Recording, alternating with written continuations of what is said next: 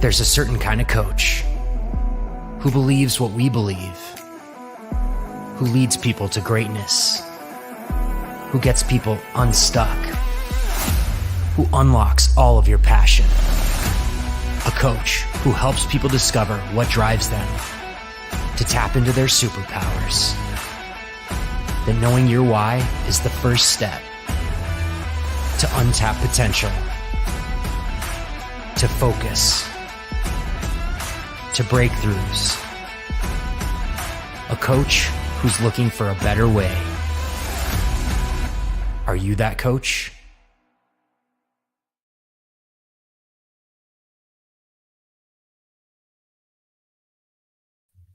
Hello, everyone, and welcome to Why Not Wednesday. I am so excited to welcome our guest today.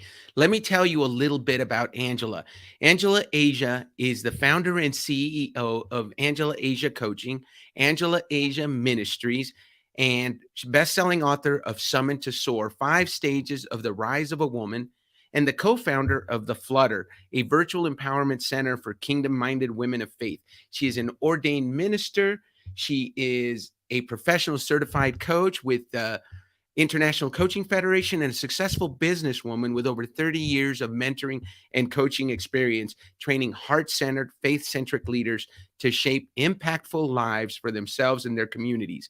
After a devastating family setback, Angela has overcome her own adversity, taken advantage of opportunities before her, and turned tragedy into triumph. And I just love that phrase, Angela. And growth and expansion. Angela's resilient, inspiring, and spirit-led in all of her endeavors, empowering others to rise up and soar to new heights as they step into their higher calling. So without further ado, I'm going to introduce Angela Asia. Hello, Angela, and welcome. Hi, thank you so much. I'm so excited to be here.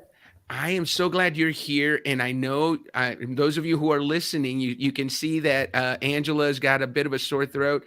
There is something going around because I had a sore throat until Tuesday, which was yesterday, and Angela's still recovering. So we know you're soldiering on today, which is what you do and what you teach your clients, right, Angela? That's right. That's correct. Oh, Yes. I love that. I love that Lanier is listening all the way from New Zealand. Welcome, Lanier, and Jerry Fletcher and TJ Davidson from Texas is saying hello. You know, you're a Texas gal, and you know what, Angela? I want to talk about the conversation you and I had. Because when I met you, I've got to tell you, there are people we meet. I met someone like this. I posted about Melissa yesterday. There's some people you leave that conversation and you like want to go run through a wall. And you did that for me. The story that you have about your transformation.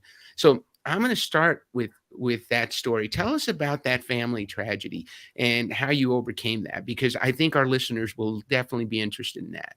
Sure. Well, I knew that I had a call in my life since I was in the 3rd grade. Can you hear me okay? Yes, ma'am. Okay, good. Because my voice is kind of going in and out. But I was raised in a ministry family. My dad was a pastor, and they always included the children in their endeavors. And so ministry was a way of life for us. And I knew that I had a call in my life to help people since I was in the 3rd grade. Right. So I stayed true to that call, and I just prayed and I said, I'll go, God, I'll go wherever if you want me to go on the other side of the world and be a missionary, that's what I'll do. Right. And I stayed true to that calling. I was a leader in my youth group, and I ended up going to a Bible college. And I met a fiery young preacher. And so that kind of changed everything. And so I got married, but he wanted the same life that I did, just a life of serving people and helping people. And we did that through the church. And so I thought I was living my dreams. We were winning awards from the city for helping crime drop because of our inner city work. I had a huge women's ministry and a children's ministry. I trained leaders, and I just thought I was living my dream. Right. And after 25 years of marriage and the ministry, my now ex-husband walked away from his faith and his family, and my world got turned upside down. And I literally went from living in a beautiful Texas ranch to living on the floor of an apartment with no furniture with my 4 kids. Wow. We played Yahtzee on the floor. We ate on the floor. Wow. And I went from wearing a Rolex with diamonds to standing in the food stamp line. Yeah. I went Wow. from speaking from the pulpit and training leaders to selling windows door to door. Yeah. And so, I mean, that my world just got turned upside down, but I stayed just swirling and in my pain and I just was so devastated. I was really stuck as the victim in my own story. Sure. And I remember hearing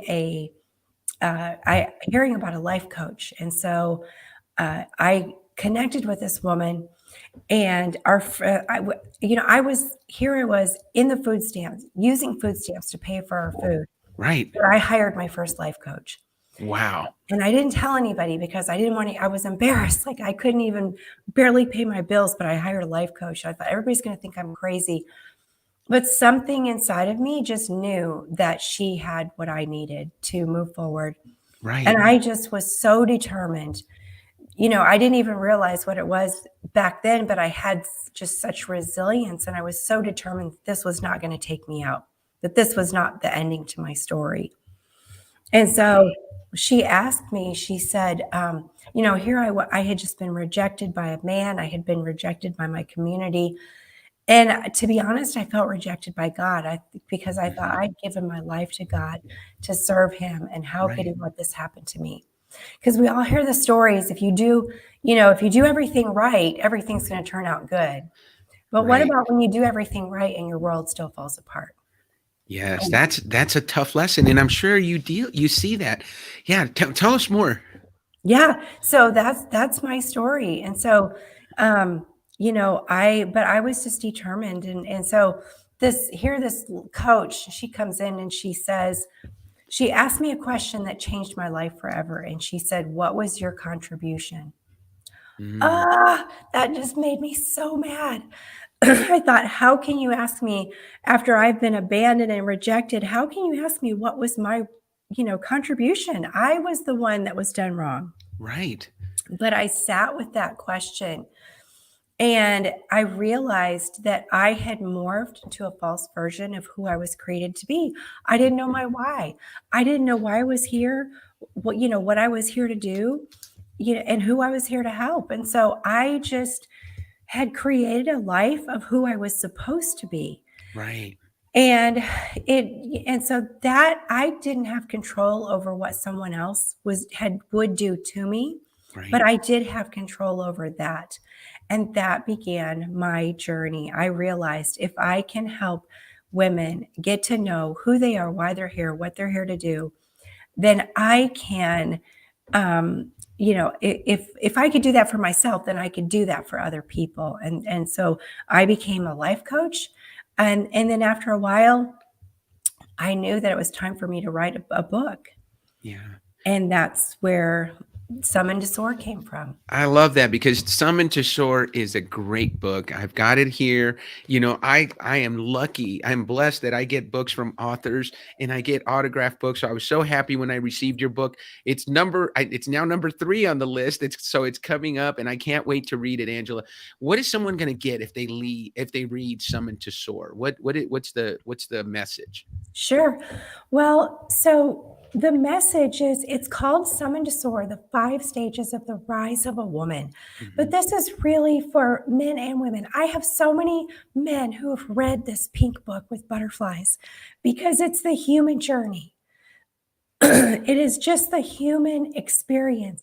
And we all have an opportunity to go through 5 stages to make our biggest impact. And so those stages mimic the caterpillar to the butterfly. And what I realized is that as I started to study the butterfly, you can see I'm kind of known as the butterfly lady here. never expected to become the butterfly lady. But the revelation that I found about the butterfly and in relation to our own human journey was so incredible. And, you may have been taught in kindergarten, probably, that the caterpillar turns into the butterfly, but it's not true. The DNA of the butterfly is trapped inside of the caterpillar, and that caterpillar, the encasement that is holding back the DNA of who she was created to be, has to be just dissolved in order that who she was created to be can really come forth. And so I found that, as women and men, that the DNA of our purpose is inside of us. The butterfly version of who we were created to be is inside of us. But we have to be willing to let go of that outer encasement, the fears, the failures, the imperfections that keep who we have to be willing to let go of who we've become so that we can become who we're created to be. And so as the DNA of the butterfly is, as the caterpillar, she goes into the cocoon and she is literally dissolved. And they actually call it pupa soup. Right. I Yeah. remember that from Yeah, hearing the story. she's liquefied. And so, but that releases the DNA. But here's what's interesting. The whole time that she's in the cocoon, she cannot excrete. Mhm. So you heard me right. She can't go to the bathroom. She's swimming in her own stuff. And how Wow. many times do we feel like that? Like we're busy, we're helping other people, we're changing lives, but we are still swimming and we feel like we're swimming in our own stuff. Right. And so it's really surrendering to the process of letting all that become the fertilizer to our deepest authenticity. And so Yeah. here she has endured the cocoon, this little caterpillar. She has let go of who she had become. She has faced all of her stuff, and now she has become this beautiful butterfly, but she's still trapped in the cocoon. And so she's all wrapped up around herself. Right. And now she's in a tight place. And I think we get that in those same tight places as human beings Mhm. and business owners. And so the only way for her to get out of the cocoon is to kick her way out. So she begins to kick and kick and kick, and breakthrough is hard work. And some people get to the point of enduring the process right at the point of breakthrough, and they give up because breakthrough is so hard. But if you endure the process, you're able to fulfill that calling on your life, that is to soar. And so finally, once she breaks out of the cocoon, she's laying there on the ground. She's exhausted and her wings are wet and heavy and gooey. But she just is like, wait, I feel like I'm supposed to just flap these things. I don't know what they do, but she starts flapping her wings. Would you believe that as she starts to flap her wings, this is pure science, it forces all of the excretion that she'd been swimming in the whole time into Mhm. her wings and hardens. So Wow. all the stuff you go through is what's meant to give your wings the strength to fly. Wow. Then that story is so amazing, Angela. And I love the way you talk about it, because one of the things you talk about is your vision is a world where every person turns their pain into purpose and their purpose into a platform that changes the world. And you talk about the fact that, your mess is your message. That's part of your mission statement, right? Yes. To walk people through a process of turning their mess into a message and their message into a movement that leaves a legacy. So Yes. when we talk about that, there's so much there to unpack, because discovering your why, one of the things we talk about is discovering your why is not about changing who you are. It's about being who you were meant to be, That's it.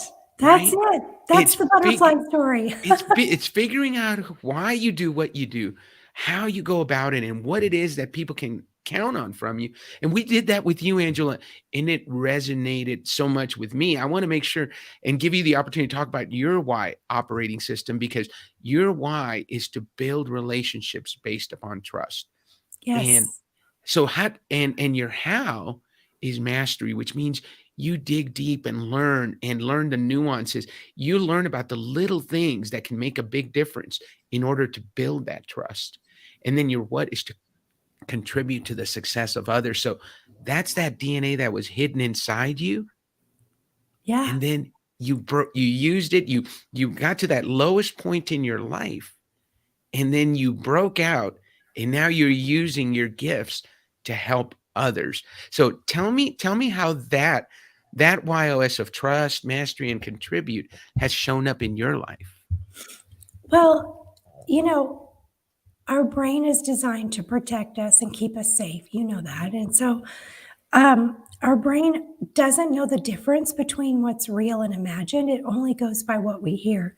Right. And so that trust factor is really a big piece of the puzzle for me, because it's not it's becoming, the butterfly story is the becoming, and it's becoming trust.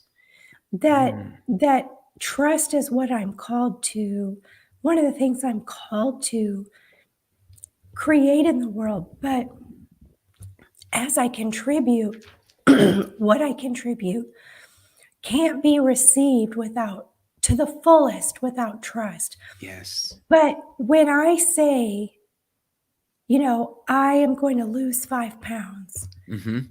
then, and I don't do it, Yeah. then my brain begins to not trust my words. Right. But when I begin to keep my word to myself, my brain knows that my words mean business, and that's how you use your words to create. And so that trust is, it's, I, a lot of women that I work with, they say they have trust issues. Yes. And one of the things I teach them is that, that's just a mirror. What Hmm. are the ways that you're not trusting yourself? What are the red flags that you overlooked? So trust is really an inward. Yes. Uh, So you're using it in a different way, which I love, because you want to trust yourself, right? yes, but then it produces the outward trust, I because love that. who I am is the way I show up in the world. Right. So that trust, what about, because I asked you, how did it feel to you when you discovered your why of trust? Well, it just made sense that it just oozes out of every part of Yeah. my daily walk, my daily routine. I used to be the one that was always late. Hmm. And I realized, that's not the invitation I want to be. That's not what I want to cause on the earth. And so what do I need to do? I need to be trust on the earth. Oh, And the way I show up in the world is the way that I am. So it comes back to me, and it just made everything make sense, that this is, yeah, I'm living on purpose. yeah. Living on purpose. I love that. So, one of the things we talked about in the pre-show, and we're going to run out of time, guys. I know Angela is amazing, but I want to make sure and ask this question, because you spent the last 6 months, I posted about it, talking to women's conferences across the country. And one of the things you've noticed from a lot that you're hearing from women is that they're putting themselves last. They're Yes. not the priority. And so you're hearing from them that they need help making sure they prioritize that. So tell me about that journey, the last 6 months. Um, well, as I've been speaking, and over the last 10 years of my life, I realized that I was not, I was putting myself last on my own list. And I Yeah. realized this is a problem that women are experiencing abroad. And because we are big hearted, we're kind hearted, we're givers, we're nurturers. Right. And so putting ourselves last on the list seems like, for me, raised in a home, religious background, it Right. was like the spiritual thing to do is put yourself last. And so I just remember that I had built my life, taking care of everyone else Right. and putting myself on completely on the back burner to the point where I didn't know who I was. And so as I've been working with women for the last 10 years, I realized this is because we don't know ourselves, because we don't Mhm. know our why, because we don't know who we are, why we're here, and what we're here to do. How can we, how can we, um, pull ourselves to the front burner, Right. uh, it without knowing who we are at our core. And so it has really become a passion. And then not just women, but leaders. The more I Yeah. speak around the nation, leaders, I always say that, as leaders, we're visionaries. And so we get this big vision, but Right. our inner foundation is smaller than our vision. So we Right. sabotage our vision to fit on our inner Mhm. foundation. Right. And so it's the same with women in our everyday lives. Um, we want to take care of everyone else, but it really is just the more going back to a good old Bible verse. Yeah. And the second greatest commandment in the entire Bible is to love your neighbor as yourself. Yeah. And so what I realized is that the more you love yourself, the more you love your neighbor. Mm. You know, a lot of people forget that part, right? That's the important Yes. part. You got to love yourself. You got to take Yeah. care of you first so Right. you can take care of others. That's And right. so that if you start with that love is what I'm hearing, that is for yourself and take care of yourself, you're going to be able to give more because you can build that foundation bigger. And how do you love something? You get to know it. So Yeah. you get to know your why, I right? love that, You Angela. get to know, your what. Yeah. You have an acronym that I want to ask you about. It's called RISE. Tell us about what RISE means because I like the meaning behind it. And I want to share it with with the viewers and listeners.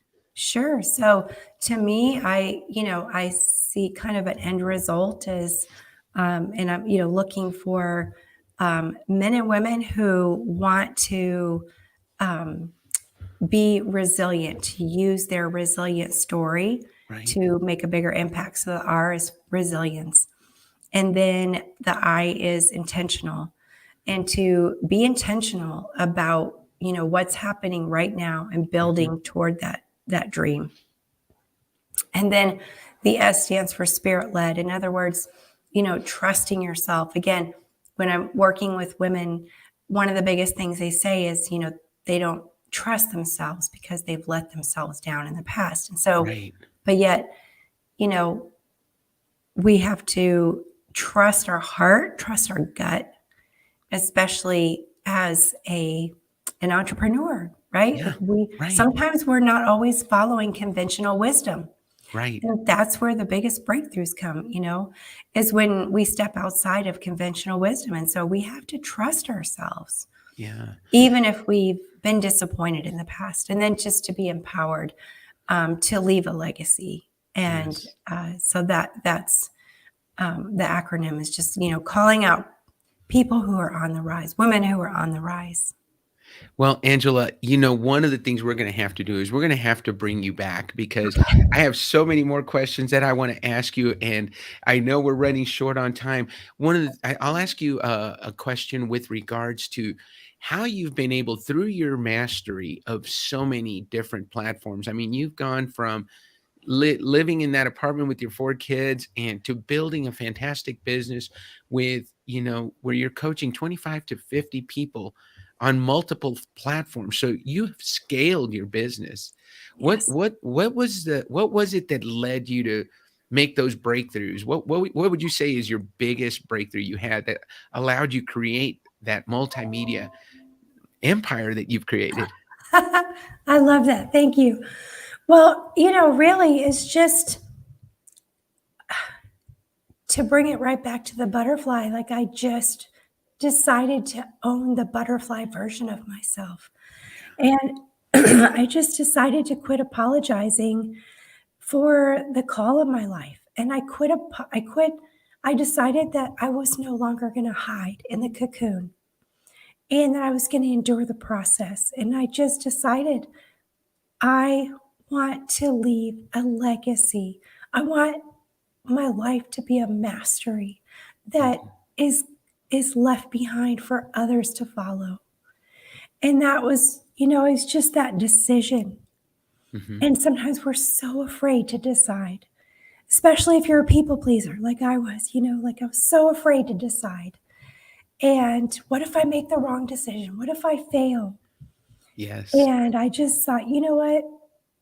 I'm just going to decide to be who I want to be. I guess I'll tell this quick story to close it out. But Perfect. at the end of the book, I talk about also throughout my book, I talk about Queen Esther in the Bible, how she went through these same 5 stages. It's a beautiful story if you've never read Yes. it. And so, Queen Esther was this little orphan girl that got chosen to become queen. Right. And so she had to begin to see herself. She had to let go of that caterpillar, abandoned, orphan version of Right. herself. And she had to become the queen in her mind. She had to see herself that way. So she was a Jewish woman and she was hiding her identity while she was Right. living in the kingdom. Right. And so her uncle said, "Hey, our people are about to be annihilated. You need to use your position for this moment to save our people." Right. So she said, okay, she threw a banquet for the king to butter him up. Right. And he had already told her, you have everything. You can have up to half the kingdom. I love you so much. Right. And so he's already said that to her. But she gets on the ground and if you read the story, she throws a fit. She gets emotional. She's trying to use her emotions to manipulate to get what she wants. Right. And he tells her, the Bible says, the king extends his golden scepter and says, Yeah. get up and go write it the way you want it to look. And that's what I decided to do. I decided to rewrite the ending of my story, even though the chapters in the middle looked like terrible. Yes. I decided to go write it the way I wanted it to look. And then that became my vision. Wow, Angela, write it the way you want it to look. Wow. I'm gonna say, do you mind if we end on that note? Why not?